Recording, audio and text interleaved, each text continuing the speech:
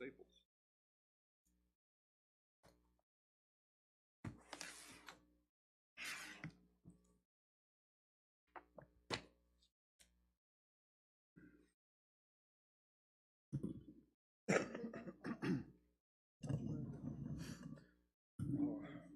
No, it got canceled. Yeah, infection in my foot. I wasn't. I think I will now.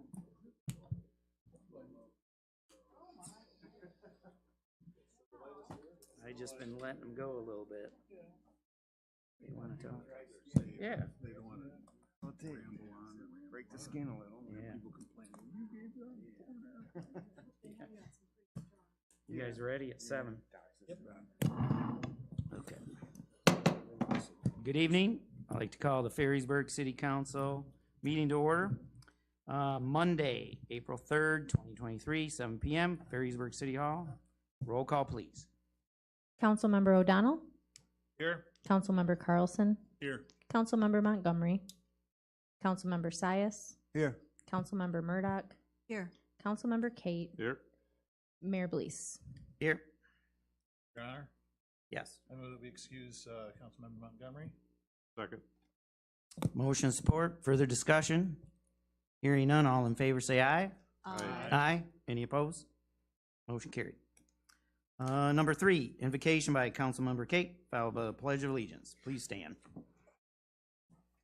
Gracious God, as we enter this most holy week in your kingdom of the right hand, that is the realm of your majesty and glory among us, we seek your guidance and wisdom in this, the kingdom of your left hand, where you have blessed us with the gift of government.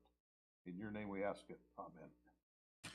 Pledge allegiance to the flag of the United States of America, to the republic for which it stands, one nation, under God, indivisible, with liberty and Okay, moving down, number 5, public comments. This time on the agenda for any citizen to direct brief comments or questions of the City Council. Time for public comments will be given when an agenda item is discussed. If you have a comment or question, please raise your hand and be recognized by the mayor. After being recognized by the mayor, please give your name and address for the record. Proceed with your comment or question. Please limit your comments to 3 minutes. Just to clarify, we have a work session regarding North Shore Drive speed calming, which is not open for public comment. So if you guys want to come comment either before or after, then we can do that. Please limit your comments to 3 minutes, though. Any public comment? Mr. Ben, come on up. Ben Ainsworth, 19143 North Shore Road. There's a lady that lives down south of here now, and when she was a very young girl, she attended this school. And perhaps maybe been in this room. Anyway, grown up to be a woman now, and grandmother has a son living in Chicago who has 2 children, 6 and 3. The boy in Chicago told his mother he had a chance to come over here and rent property on North Shore Road this summer.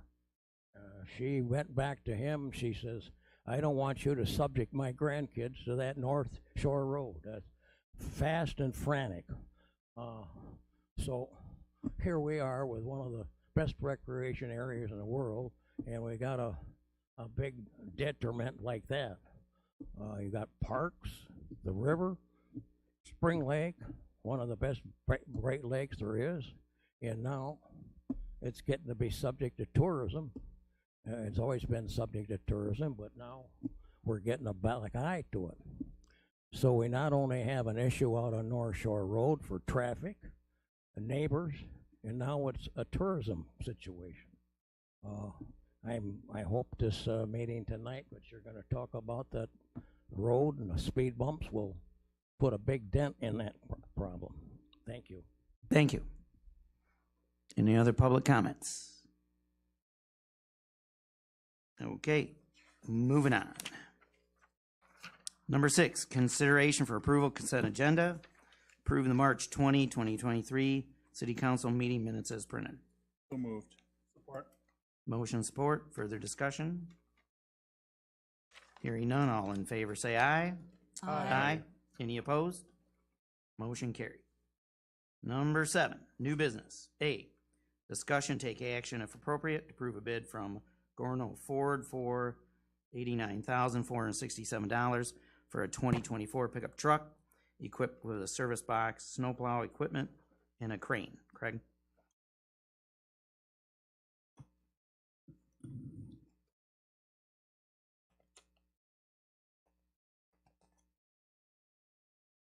Up on the screen is what we call our capital improvement plan.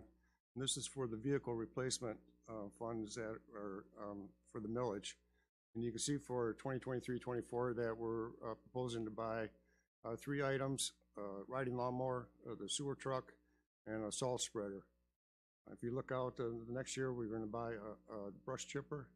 And then on 27-28, we're proposing to replace the 1999 pumper. So this plan's been put together by the fire chief and the public works department. And so you see that next few years that we think we got enough equipment and it's maintained that we're not needing to buy any new trucks or dump trucks for a while. This is the public improvement fund. Back in June 22, we had about $375,000 in there. We replaced the dump truck. We're expecting a fund balance of about $291,000 at June 30 of 23. We're going to get some revenue, and you see there in the 23-24, we got the riding lawnmower, brush chipper, and the pickup. And then we go out to 27. That's when we buy the replace the pumper. We see that we're going to be a little tight there. Hopefully, the property tax revenue will increase enough to cover that deficit. And so we're proposing to buy a sewer truck to replace the 2012, I think. And we're going to equip that with a crane and snow plow. We get that equipment, we think we're going to be set for a number of years now without buying anything new.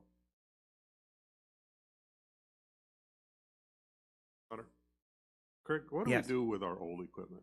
We'll sell it and we'll put that money back in the vehicle It replacement. goes out on auction or something? Or? Yeah. Okay, thanks.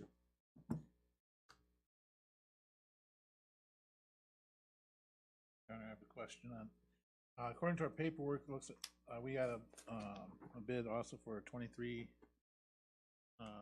pickup truck as well. It's going to be a 24 because it's going to be 18 months before it gets delivered. Okay, so that, in our paperwork, that 23 is not, No, it should be a 24. we got 2 bids in here. We got 2 pieces of paper, one both were F-250s. One was 323 and the other one was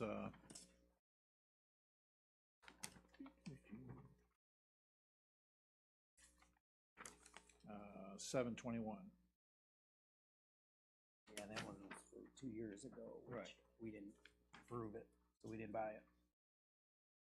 On dated July 21st was when we took it to city council back in July in 2021. It was not approved. He just threw that in there to show the difference in the price over 2 years, how it's gone up. Is there, this one, it says out of stock, so they're building it for us? Is that what, that's what the, 23 store out of stock, so they're going to put a 24 in.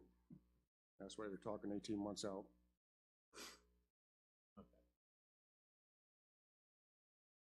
got any guarantee they're not gonna jack the price up like they did with the dump truck?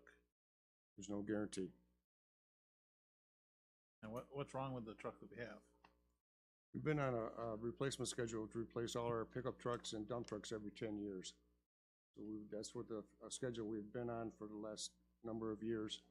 And so that's why 2 years ago we went back and tried to replace the 2012 because it was 10 years old. Now we want to get one in the pipeline because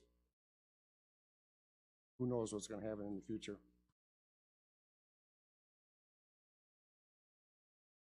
Vehicle with only 67,000 on it. It's 13 year, or 11 years old. Not really costing us any money right now. Just from the other places that I work, looking at costs for vehicles, it's cheaper just to maintain them or get them refurbished than going out with new costs. Prove it tonight for 90,000, and then 18 months from now, you guys would be looking at $110,000 for. Unless we can get a guarantee, lock in the price.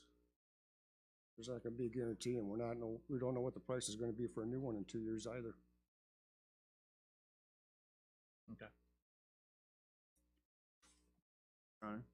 Yes. If I may address Craig. Craig, as I recall in 2021, the reason we decided to vote against the purchase of the new truck was because the primary need for the truck was for a crane. And we instructed DPW to look at maybe just putting a crane in the back of the truck that we have now, the existing truck. Was that ever looked into?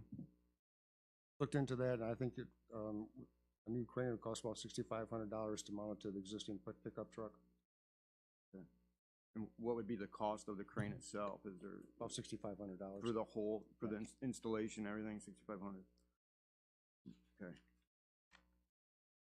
Yeah, I'm kind of with Tim on this, you know, I mean, we'd like to replace them every 10 years, but a truck with only 60,000 miles on it, I mean, in today's vehicles, that's almost brand new. And if we can just get a crane installed in the truck, the existing vehicle we have now, seems like a smarter way to go to me. I mean, honestly, $90,000 is a lot of money for a vehicle, for a pickup truck.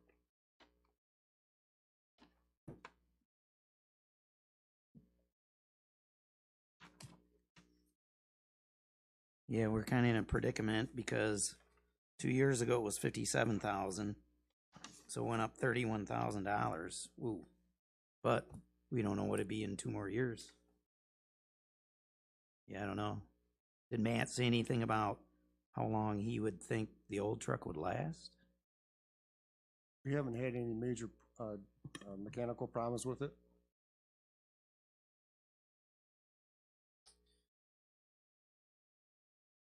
Yeah. Right now, it seems to me if this truck is 11 years old, it's got 68,000 on it. That means we use it for less than 7,000 miles per year. So, I mean, a truck, $90,000 is a lot of money to spend on a truck that we're only using part-time, you know, I have a tough one. I have a tough time with this one, honestly. The truck doesn't get used part-time. It gets used for other items, but it's mainly used for responding to sewer calls because it's equipped with all the material for responding to some kind of emergency with the sewer. But we use it for other things. You know, we're not a big city, so it doesn't put a lot of miles on it. Connor, just point out that the pumper that we're looking at replacing in 2028 was scheduled for replacement several years ago, and we looked at it then and said, well, you know, it's still in good shape. It's running. We can get parts for it. Let's just use it, you know, for as long as we can, get as much use out of it. And I would rather see us wait on getting a new dump truck until if they're not gonna have one available for 2 years, well, let's wait and see what it costs in 2 years. Revisit in 2 years.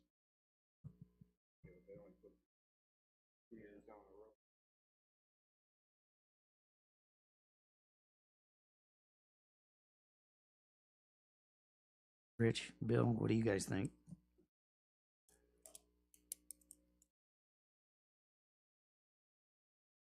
I'd rather have us look at the possibilities of putting the crane that we need on the current truck. I mean, 63,000 miles is nothing in today's economy. I drive a car with 123,000 miles on it that's good as new.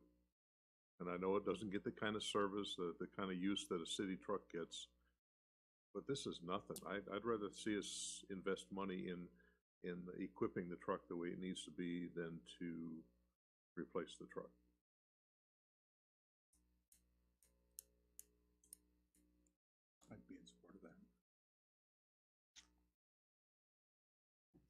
Okay. Let's see here. So let's, first of all, let's have a motion or support to possibly not approve 7A, and then we can,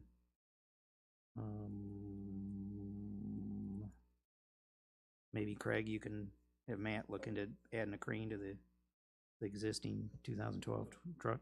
We'll make a motion not to Not to approve the, truck, but to approve the installation of a crane on the existing truck for $6,500. put that all in one updated.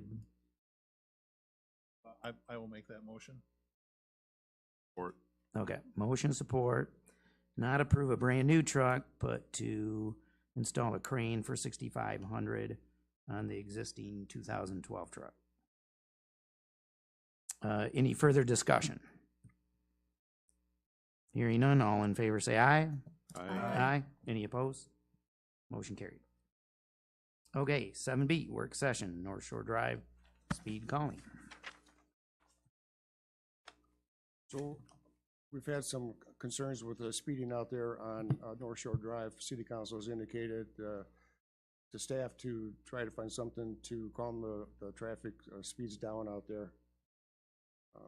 This is the report that the Sheriff's Department did last year in July, which shows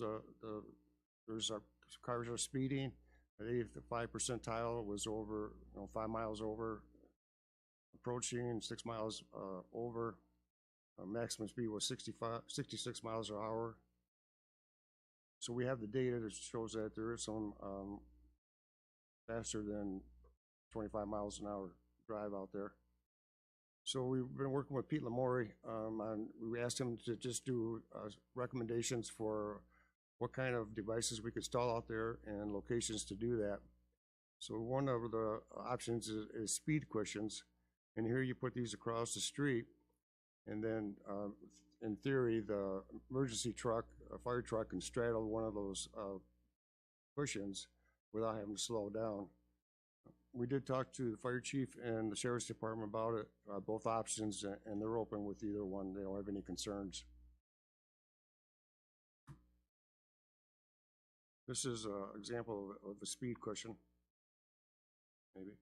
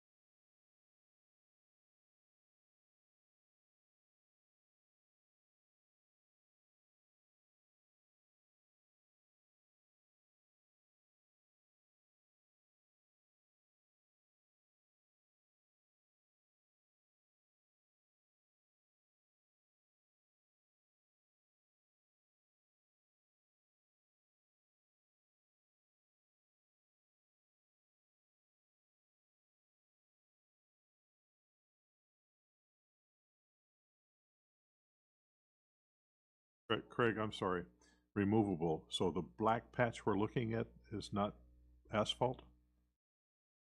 Okay, thank you.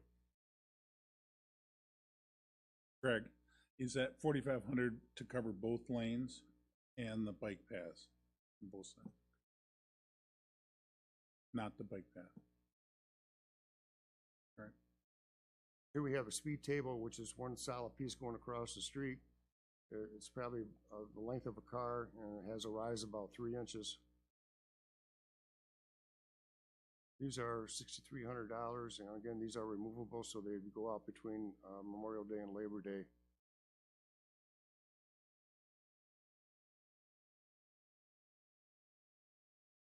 Again, notice that on the bike path or the paved shoulder there, they have bollards, so a vehicle cannot go around them.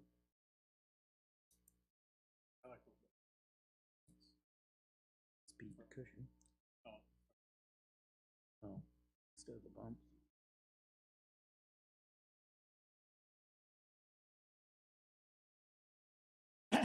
interested in doing one on North Shore Estates. So the first one would be right near the address of 17407 North Shore Estates. And here you can see that it's not by any driveways or intersections.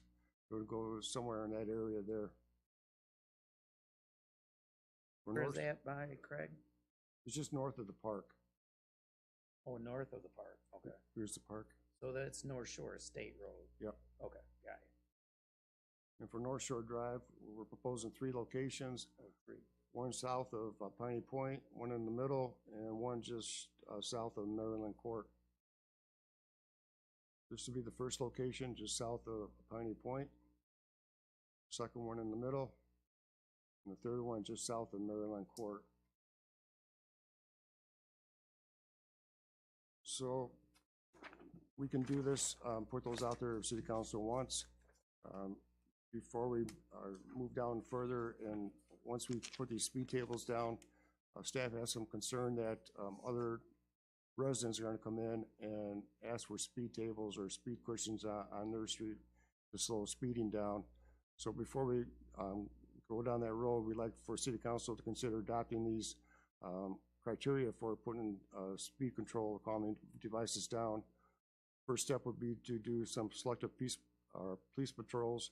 It would have to be on Act 51 street, which means it would have to be a local street, major or local, but it wouldn't apply to a private street. So that road segment would have to be 1,000 feet long. And we don't put it in front of driveways or on curves, or it doesn't block drainage. And we have, a study showing that there is an issue with speeding out there. Once we had that information, we would want to survey the residents in that area and see how much support there is for putting speed calming devices out. And then we would ask for a support rate of 67% of those that are returned. So if this is for City Councils, if they're okay with installing speed tables at those locations on North Shore Drive. Craig, the first one you showed speed cushions, those were the black ones, 4,500. What was the rise on those? They're about the same. 3-inch rise on both sides. So they're kind of like this. Well, one way, so. What would the bike path deterrents add to that? Because you said that the cushions did not include the cost of the bike path. Well, we would have to put some kind of deterrent out there on each side of the cushion or the table, a bollard or something, so cars can't Any go idea how around. much those would run? $200, Okay. It's really very expensive. Probably minimal in that. Yeah. But you'd only put it where the speed cushions or tables are, because we have 2 bike lanes on North Shore Drive there. Yes. Craig, what's the determining factor with going between the normal, what we'd consider a normal speed bump versus a cushion like this? This would be less noise when cars are going over it, and these are removable.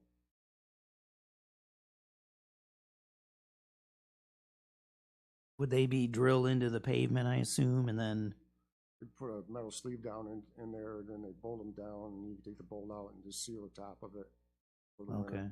Do you see any issue once we take them out with a hole in the pavement? They're fairly easy to seal, so it doesn't crack the asphalt pavement. Kind of winterize it so it doesn't get water in it.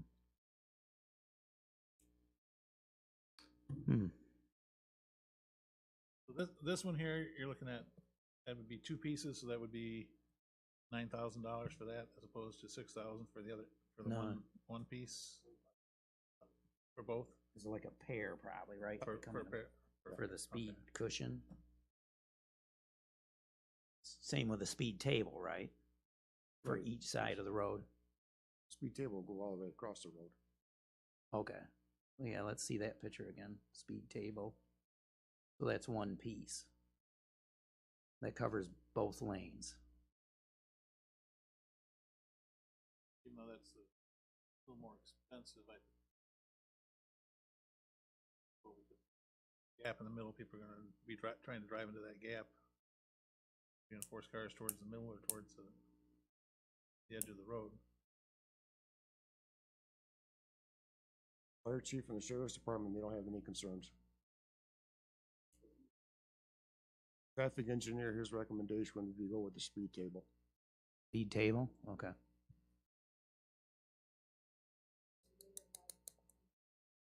Three on North Shore Road, a drive, and one on North Shore State, so it'll be four total of $25,000.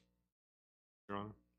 Yes. Craig, has any consideration been given to the other stretch of North Shore Drive, the one that runs from the fire barn down to Ottawa Beach Park? We haven't looked at that. We 'Cause- wanted to take care of North Shore Drive at this time, and if we get complaints or a request to have us look at that, we can do that. I mean, I know there's not a whole lot of residences there. There's a lot of traffic. So, okay, thank you. Your Honor. Yes. Craig, what consideration has been given to the other 9 months of the year? What can we do? Traffic is a lot less during the off-season, not the summer, so. The We really don't. reason I mentioned it is we received a email about somebody's dog just getting hit the other day out there. Gene, That was a while ago. oh, was though. it? Yeah. Yeah. It was Brian Wisner's dog, but that was a while ago, wasn't it? Last year or something?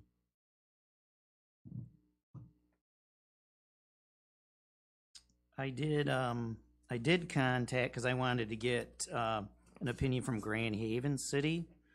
And so I emailed the mayor, Kathy McNally, and then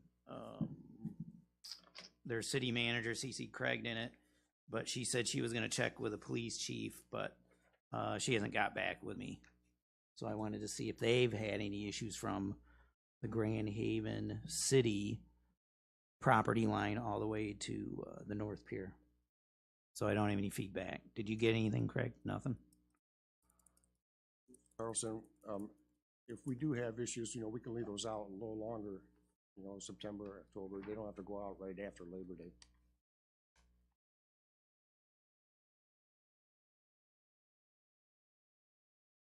We just want to get them out before the winter. Well, we had talked about having targeted speed enforcement as well. Mhm. But here we're sitting, we can't even provide 24/7 police coverage through the sheriff's department at present. That's a big concern.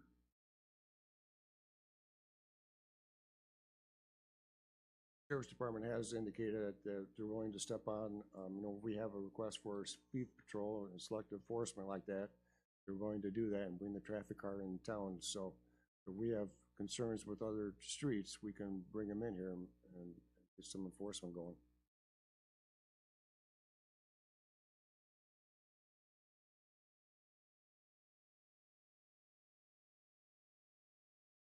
Speed is a problem everywhere. You're gonna. I got a problem on my street. And I got kids playing. A lot of the kids love playing out in the street, and a lot of speeding problems there. And it's everywhere, all in every city, every state, and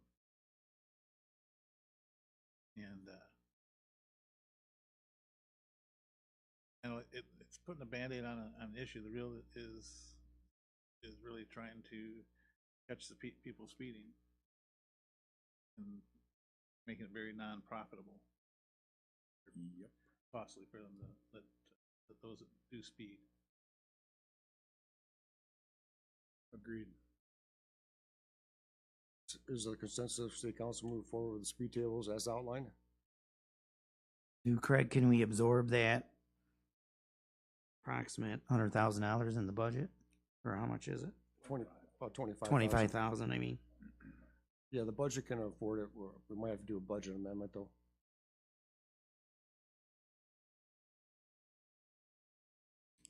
Your Honor, my personal feeling is enforcement is still the way to go. If we have to hire a part-time sheriff to sit out there, Memorial Day through Labor Day and write tickets all day long, if that's what it takes. That's what we need to do. I really don't think these are gonna deter a lot of speeders. I think they're still gonna just buzz right across them. 3-inch rise, yeah, and it's not like a conventional speed bump where it's a brump, it's more of a, I don't know, I think we're spending a lot of money on something that is gonna be ill-effective, personally. I think enforcement's the way to go. $25,000, we could hire a full-time sheriff to sit out there for that kind of money, and just write tickets all day long until people get it through their heads that if they're gonna speed through there, they're gonna be ticketed and they're gonna feel the ramifications. And that's what we need. We just need to, I hate to put it this way, but scare the people into not speeding through there. And the only way we're gonna do that is with more enforcement. And if we start putting these up on North Shore Drive, then we're gonna have set a precedents for the rest of the city. Everybody's gonna, is dealing with speeding, is gonna want these. I don't know, I think we're heading down a dangerous trail here, personally. I agree with that. There's also been studies that show, I was just reading about it today, Federal Department of Transportation had a study that shows those actually increase speeds because people slow down, and the ones that want to speed, they're going to just zoom down to the next one and slow down and take off. So it doesn't really, people are going to speed, they're going to speed. They don't care. So it's. Your Honor, Yes. as a former law enforcement officer, I can tell you that while having someone pulled over to the side of the road and writing a ticket is effective for that one person, 25 more are speeding by because the cop is busy. I think we need to look at a combination of enforcement and these speed control devices. If we can get the sheriff's department to pony up with some part-time help and go with these, I think that would be more effective than one or the other.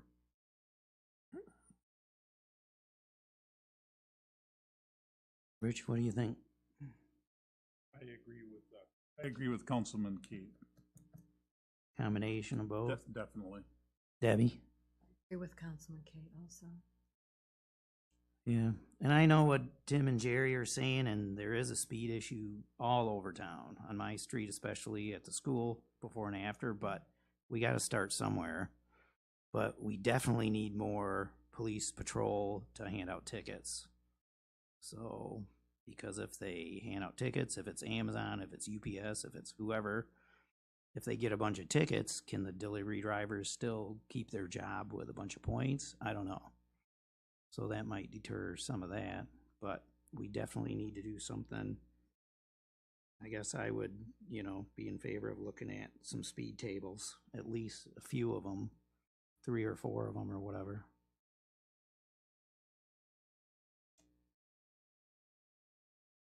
I'm for trying, if it works, it works. I just have my doubts. I'm for trying anything. I sat out with Ben one afternoon and it angered me, and I know you have too. And to see people just buzzing through there, with no consideration of the residents, I can see why the residents are angry down there. I'd be angry too, and I would want something done, and I understand that. And I'm open for anything, really, I am, but I just don't think this is going to be effective, personally.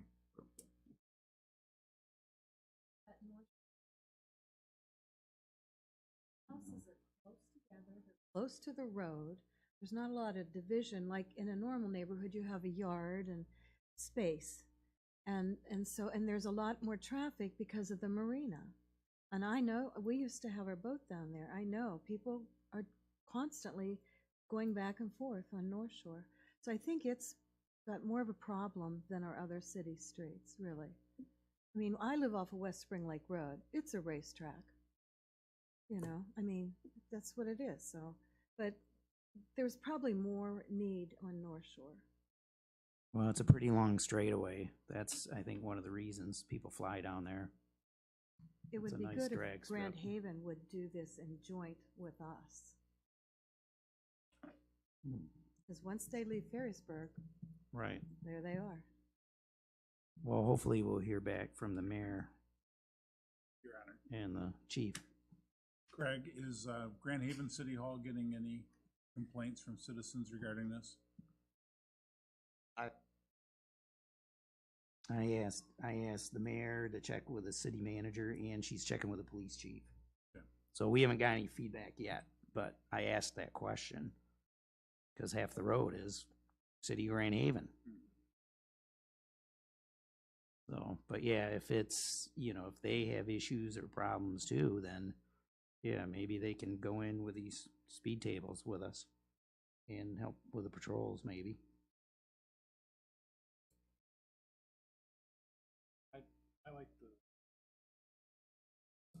I'd like us to at least try and see how it works. We can always.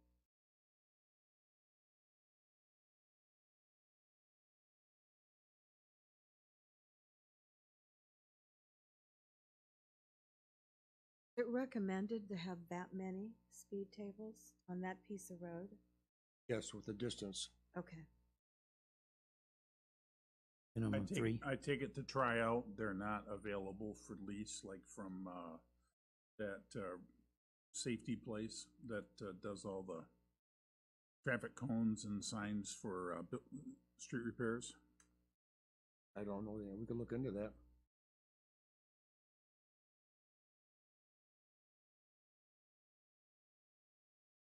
Have them like those street speed signs, move them around the city. Just kidding. Yeah. Because you're gonna be drilling holes in the. It's just Yeah. a thought, Yeah. just to give it a try for a Sure. year. I'd love to know of other communities in the area that are trying it. City of Kentwood, I think, is doing something. Are they? similar. Wasn't somebody in Grand Rapids somewhere over there doing some? There's lots of streets in Granite, but it's two in neighborhoods They that have have- got pinch points Yeah. that are about a car and a half width wide.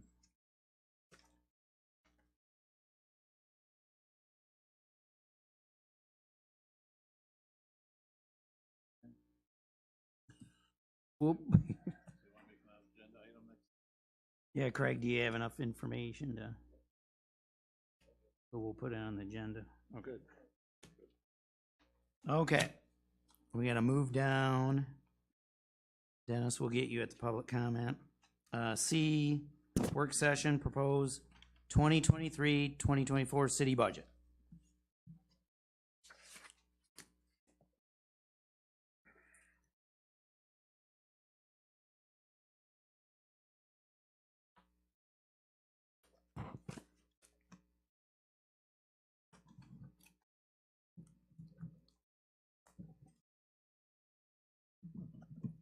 Warming up.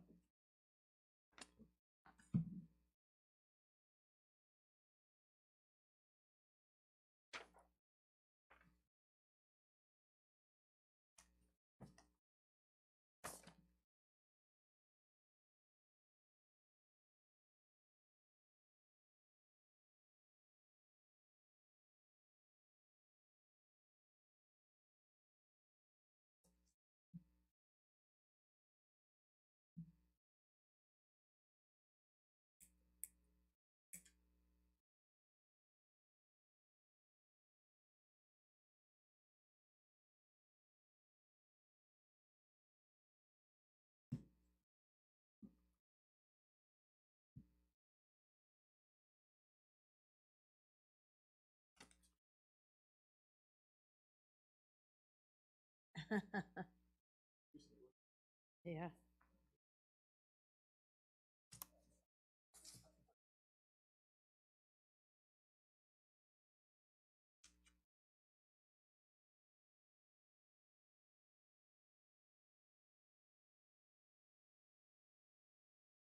Okay. Screen here shows that Ferrysburg will get just a few more dollars in our state revenue sharing than the previous year. So just a slight increase, about 1.2%. And this is the vehicle replacement fund. We discussed this when we discussed the pickup truck. This is the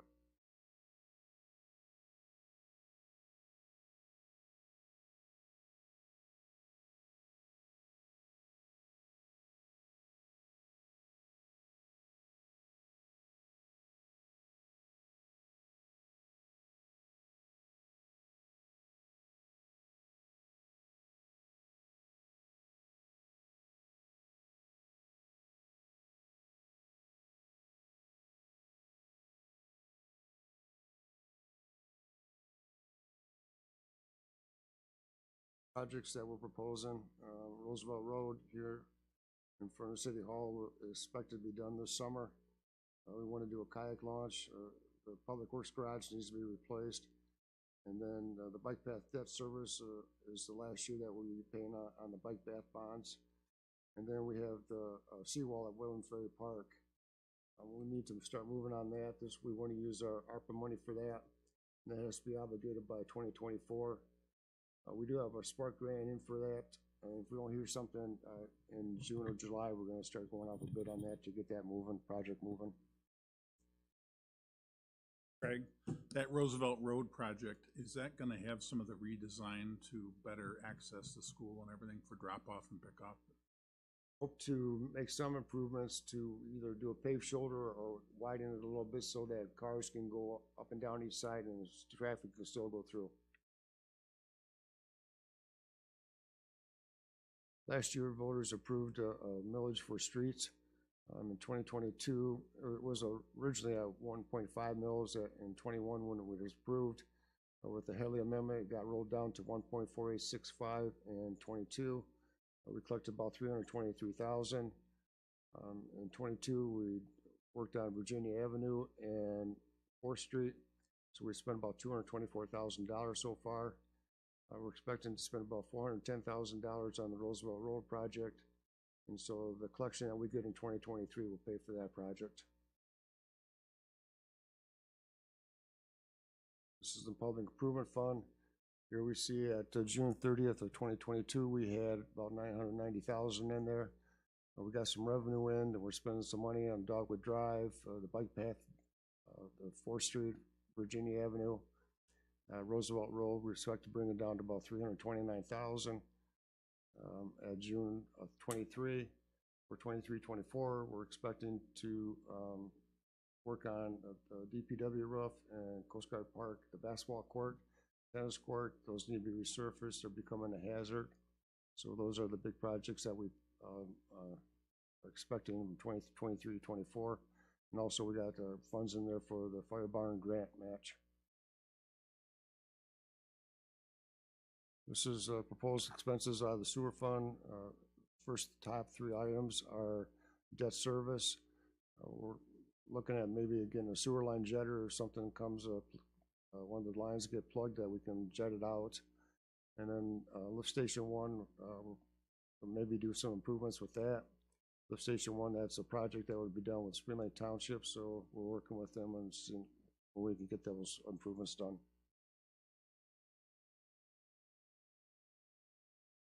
This is the water fund.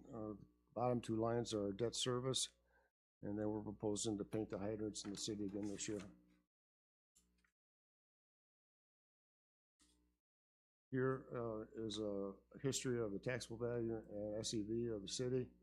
For 2023, we had an increase in our taxable value of 7.38%, mainly due to the 5% increase with the CPI, and our SEV increased about 14%.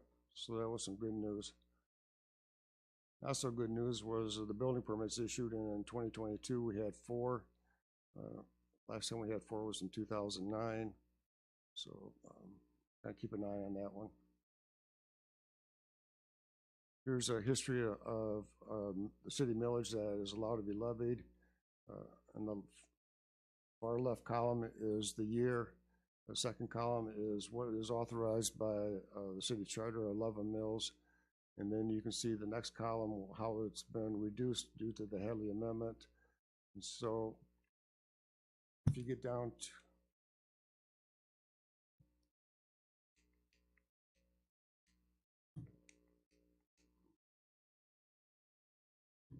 the middle column was 7.683. I think the battery's dead. The 7.683 is the maximum levy the city can levy this year due to the Hadley Amendment.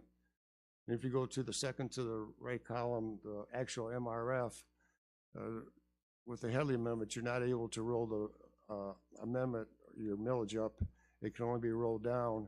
So if we would have had that option to roll our millage up, we would be looking at 8.974 that we could levy in 2023. Something we talk with our state legislators every now and then about changing that proposal A to allow your millage to be rolled up during lean years with no success. So in 2005, we asked the voters to roll back the Hadley Amendment. In 2005, we asked for a 2.5 roll-up. You see that was turned down practically 3-1. 2007, we decreased our ask to 0.3424 mils, and again, that was not successful. And so in 2008, we went back to the voters and asked them to increase it 1.424. And we wanted to go back to about 8.5 mils, and you can see that was soundly defeated, 3-1. Bike path millage, as I mentioned earlier, this is the last year that we'll levy that, and this year we'll collect about $106,000 for the bike path. The debt service payment is about $140,000, so the general fund has been subsidizing that bond payment. So with 2023, the last year to levy the bike path millage, these are some of the things that we did not include. We did include the early voting in the 23-24 budget. That's going to cost the local units about $20,000 to have early voting, 9-day early voting, and all the things that go with that, additional help, supplies, and so forth. Some of the items that we haven't included in the budget, we still wish to get an access control system to the city buildings, City Hall, the fire station, the public works garage. We want to do some work here at the basketball court, maybe get that put in and some parking. Generator for City Hall, it's always been discussed in case there was an emergency that City Hall could still operate. We did the restrooms in the North-South Hall a couple years back. The West Wing and the East Wing need to be upgraded someday. And the public works garage is showing its age. One of these days it's going to have to be expanded. We've got equipment sitting outside that shouldn't be, and needs a new roof, and either do an addition to that or replace it one of these days. So with the last year that the bike path is being levied of the 0.456 mils, is there interest in asking a heavy roll-up to go up to 8 mils? So right now we're at 7.6883. If we went up to 8 mils, it would be an increase of 0.3117, which is less than the 0.4566 that's being levied in 2023. So bike path for a $100,000 taxable home is about $45.66. If we ask for an increase of in the Hadley rollback to 0.3117, it'd still be 0.1449 mils less than the current levy of the bike path. So 0.3115 mils would raise about $72,000. If you went and asked for a quarter mil increase, it would raise about $58,000.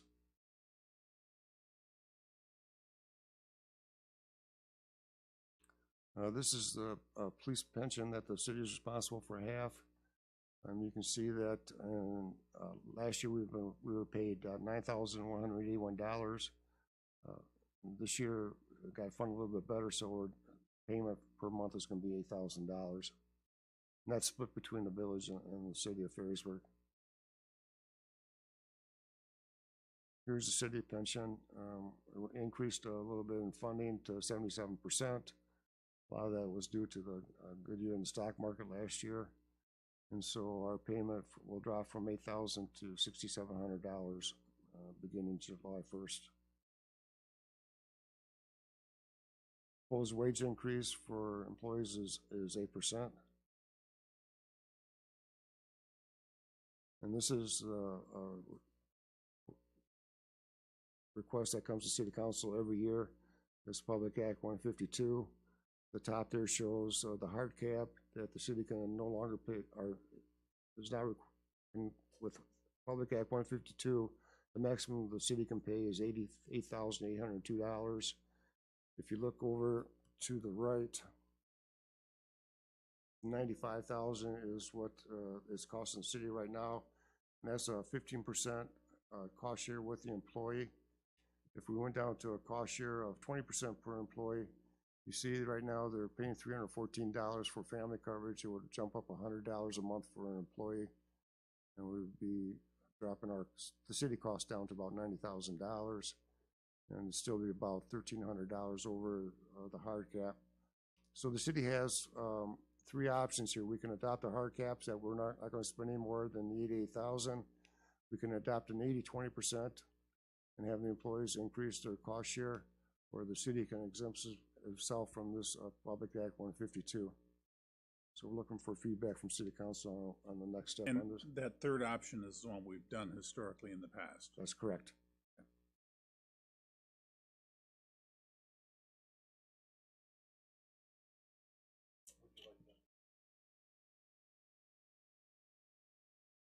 I haven't know which way to proceed a little bit. If you're interested in exempting again, like we have in the past, we'll put on a future City Council agenda for that motion. Greg, does exempting, does that work out best for the employees? Yes, In it your does. mind? Okay, that's the way I hope to go. And there's some, I would agree.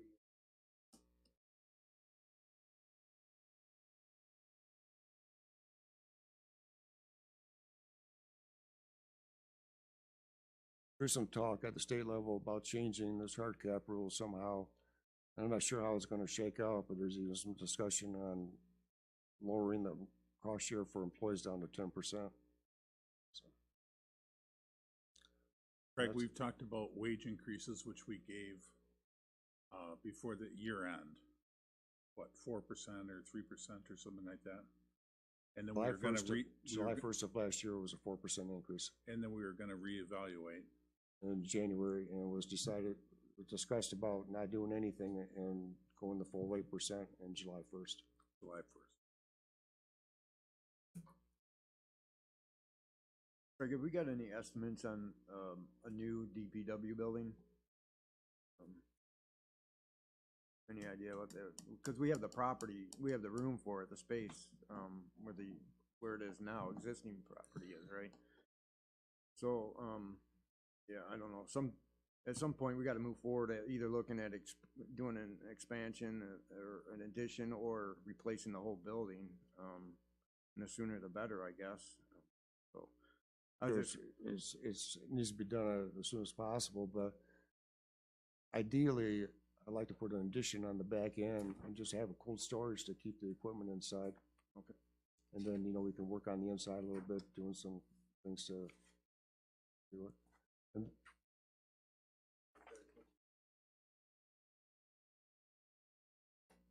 in the Public Works Department, in his budget this year, there's some money in there to upgrade his office a little bit.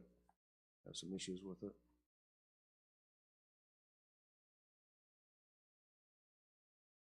No, these are just preliminary discussion on the budget coming up. All right. We'll do another one in the near future. Regard to wages, I hesitate to bring this up because he's gonna get mad at me for bringing it up. But it's my understanding our fire chief is one of the lowest paid fire chiefs in the county. We find out what the other chiefs are getting.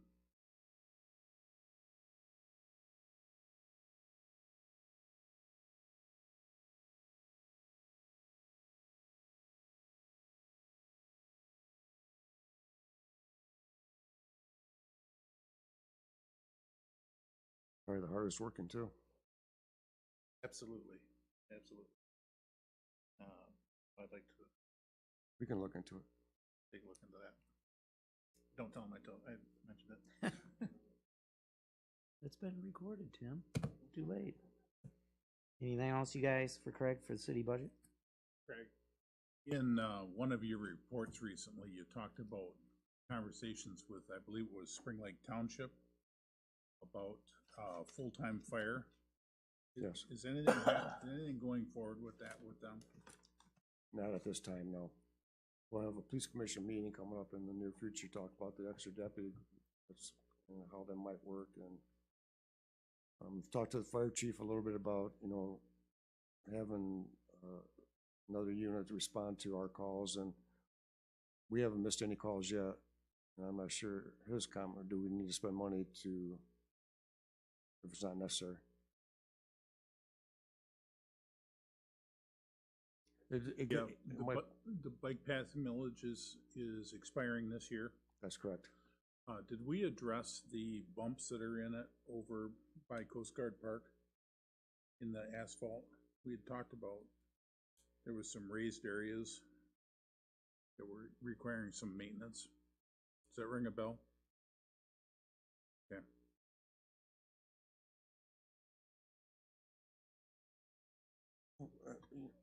On the full-time firefighters at the Spring Lake Township's hiring,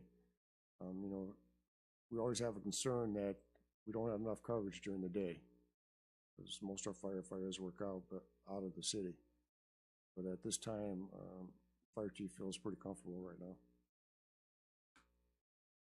Councilman O'Donnell has said there's, what is there, Tim, 8 to 5 Monday to Friday, there's only 2 of you in the city limits?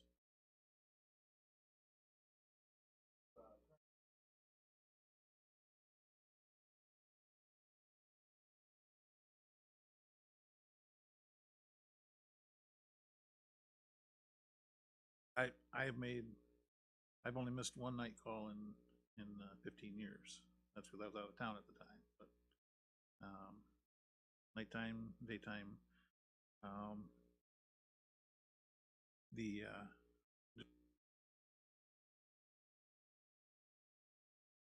at 23 structure fire, the fire department responded to 23 structure fires, 3 in the city of Ferrysburg, and we assisted Spring Lake and Crockery with 20 other structure fires last year. And several of those, we were one of the first rigs on the scene, and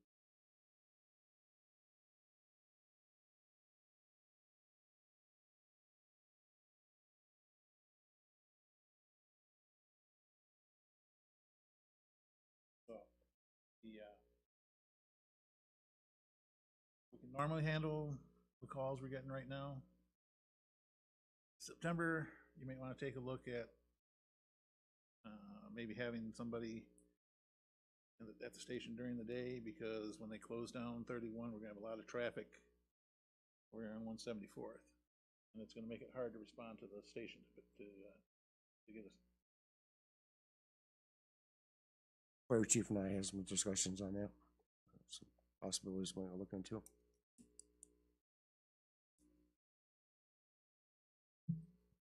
Okay. Oh, one other thing, Your Honor. With the water fund or water fee this year. I know last year we looked at a fee cut. What's it looking like this year? Have something for you soon. It looks like it's going to be basically the same.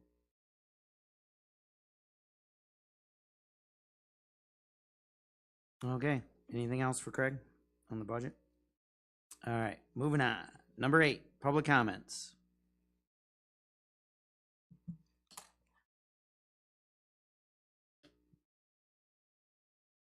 Hey, good evening. Kelvin Ainsworth, 17966 Mohawk. A couple comments backing up the bus regarding the seat cushions. First, I wanted to thank Craig for your due diligence and all your research on these so far. Couple questions regarding those that you showed. Is there a maybe like a life expectancy on those that you found out regarding how long they would last, I guess? Right. How about, maybe like resale value, down the road? Seems like something like, it seems like they'd be a great asset for the city to have, if using them there, out on North Shore, or maybe you could always use them somewhere else, or maybe try them if everybody like hated them, they didn't work, maybe you could sell them somewhere down the road, but, there's another comment. Also, like if there was a go on it, is there a supply chain problem on those? I think sounded like, you had a supply chain problem on your pickup truck getting that 18 months, which probably all computer chips and COVID type stuff. That's why it took 18 months to, finally move forward there. But I was just wondering if, those things sounds like they're just rubber. If they're readily available, or if it's going to take a while to get them.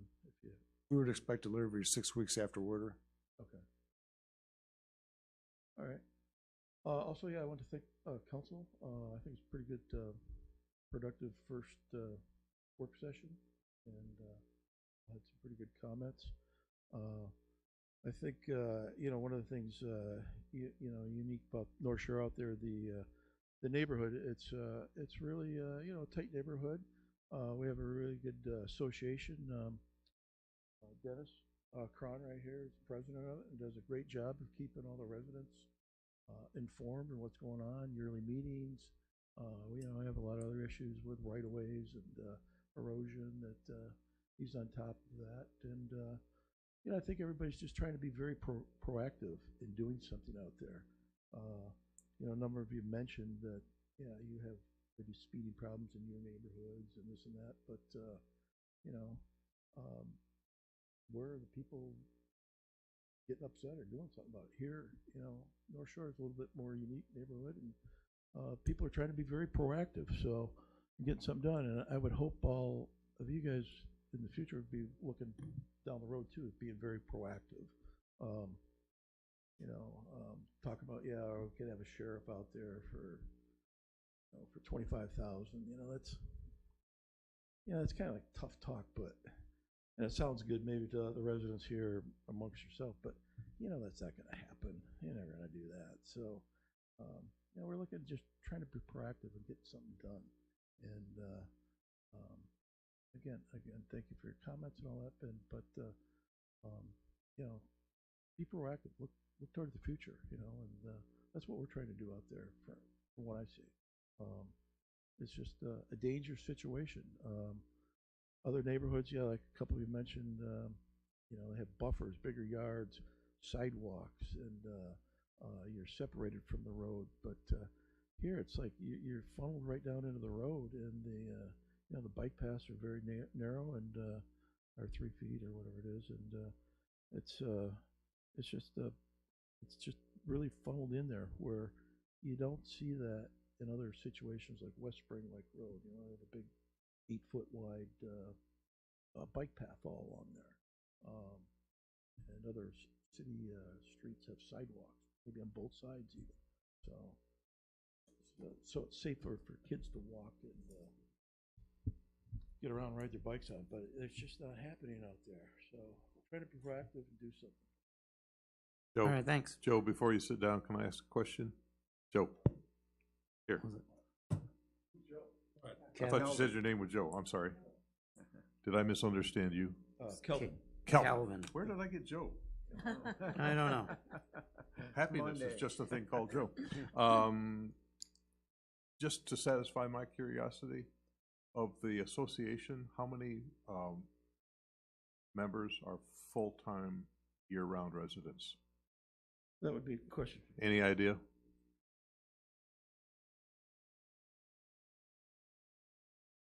It's got nothing to do with anything at hand. I'm just curious. Okay. If I was a ballpark, I'd say there's. I'm just looking for a percentage, roughly. All right, Dennis? Dennis Cron, 18968 North Shore Drive. There are 93 homeowners, both sides of North Shore and then on the side street, in our association. And as best as I can tell, about a third are year-round. Okay. That's increasing as Sure. older homes are torn down and giant homes are built. Thank you. Just a point of curiosity for me. I'd like to thank Craig and Matt and Mr. Lamorne for their review of the issue. And we certainly appreciate your willingness to take the time and effort to tolerate Ben and me and paper and whatnot that we have deluged you with. So, but again, with 93 homeowners, as pointed out, the homes are close together. There are a lot of, in the summertime, a lot of kids, and have kids in carts, beach toys, and don't know if you have enough hands to hold on to them, all of them, to keep them out of the traffic lanes. It's a real concern. Our preference is the speed table, which I think was the consensus to explore here. Again, so drivers can't try to avoid them. And in my conversations with the fire chief and with the sheriff's department, they indicated that they had no problem. So that confirms what Craig has reported. I think we need to try something like this, and certainly, as with most first efforts, we'll see what happens and see how the traffic reacts to it and evaluate it. And if adjustments need to be made, we're certainly willing to do that, and I'm sure that you are too. But it's worth a try. That's what I think is important. I was wondering, Craig, if you could bring back up the locations.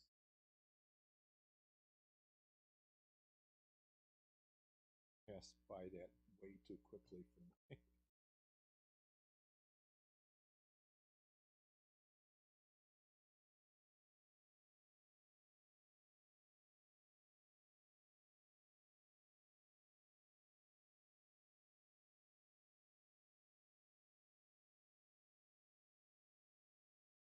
The first one was south of Piney Point, and that makes sense to me. I could not figure out where the second one. And the one south of Maryland makes sense because that will pick up traffic coming in from Grand Haven.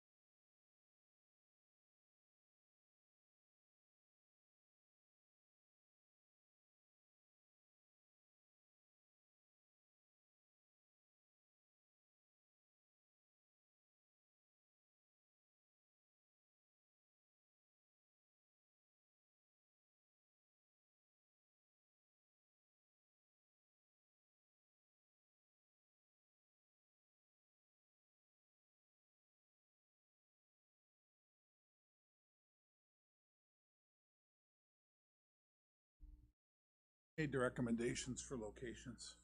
Pete Lamori. They went out there and visually inspected it. I think that one on the east side, that might be in front of the last one.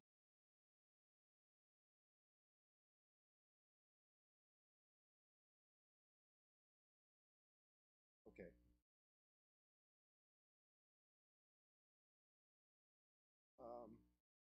No, I think that will be fine. I was mentioning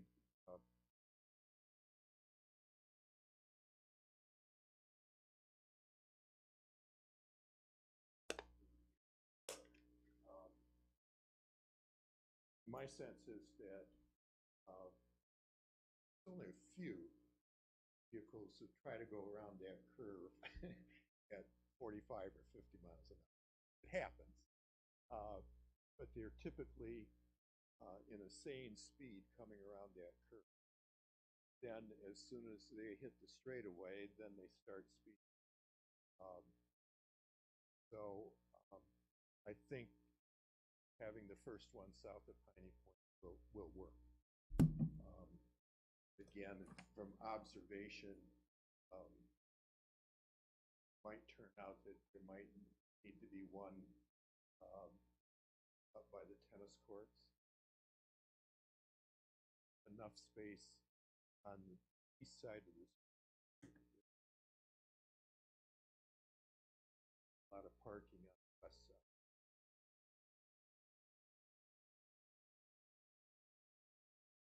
Okay, thank you.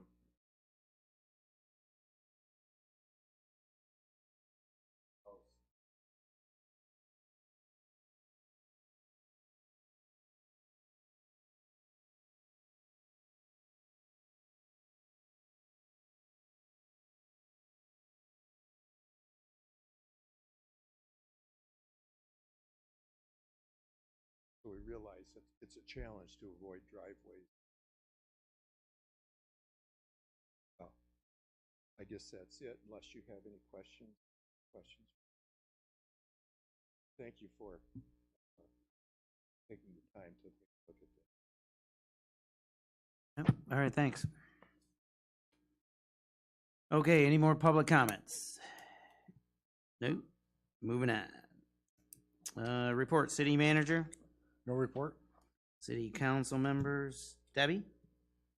Easter egg hunt is Saturday at 11 o'clock at William Perry Park, and I'm hoping it's a success. Looks like the weather's going to be good. So we were in the paper yesterday. They had it listed for the Easter egg hunt, so we were first in the list, so that's good. So I'm just hoping it's a success. That's it. Cool. Jerry? No report. Bill? Harbor Transit met. One thing I want to share is that they are in the early stages of acquiring new property for a bus barn in Grand Haven Township over near where like Walmart is in that area. Very, very early stages of environmental studies. This is going to take a while. Okay. Rich? No report. Tim? I attended the State and Federal Affairs, Transportation, Infrastructure, and Information Technologies Advisory Committee in Lansing through the MML. We discussed multiple bills that are currently before the State House and Senate, and some recent legislative action, the budget, and the budget supplemental, proposed budget, looking at a 10% revenue sharing, 5% one-time payment, and then 5% ongoing. This has been proposed. The city currently absorbs $1.2 million in taxes through the veterans exemptions, and there's a proposal for the state to take on that liability.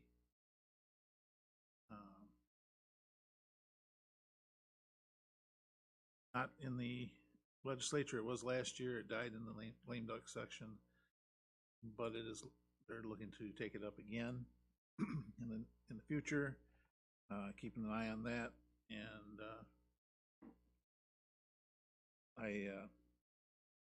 we voted to monitor. We either vote to monitor, support, oppose as written, or oppose the bills. We voted for one of the bills to monitor it because we didn't quite understand why they had it in there. That was a Senate Bill 25 that creates a Human Right to Water Act. We were kind of scratching our heads as to why that was proposed, but so we're just going to kind of monitor that and see where that goes. Supported a couple other of the bills, and opposed some as written because they were very poorly written. And the nice thing is we have some expert in some of the areas that these bills covered, and they brought up some very very good arguments against the bills. I sent out an email, kind of explained, gave a brief overview of what we talked about. We opposed some bills outright. One of the bills was allocation of our registration fees for our vehicles, and it pitted the small municipalities against the big ones, because the big ones were because of not necessarily their size, but lanes they have.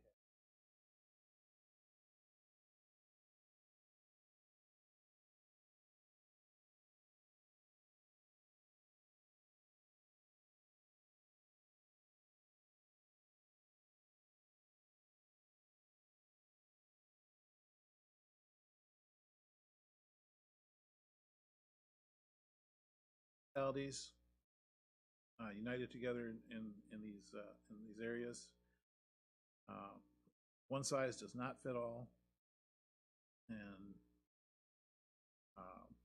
I've got approximately 3 more meetings with them before the end of my term, and I'm going to hope that somebody on this council picks up the banner and gets involved in going and representing us in Lansing. We have our state representatives, which represent the people, but it's also important that the city gets as a group gets a vote. It's a very powerful tool that we have. Ferrysburg is very well known, which is pretty cool, because now I walk in and I say I'm from Ferrysburg, and a lot of people know where Ferrysburg is now. Used to be walking in and say Ferrysburg, and they're going, huh? But now walk in and my voice does carry a lot of weight, apparently. So hopefully somebody will pick that up, and it has been a great privilege to represent the city. Another thing is, there are a lot of grants out there, a lot of different proposals, a lot of grants that are available. They come and go quickly, so maybe it would be nice to also have somebody to monitor the grants that are available. They come up.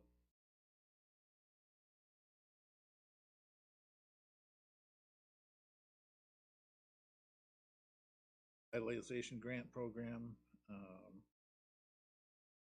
There's grants that came through from the federal government that we did not take advantage of that we could have. And that's early voting. That's something we're going to need to very, very much keep on top of, because hopefully we can get other cities to join with them and split the cost.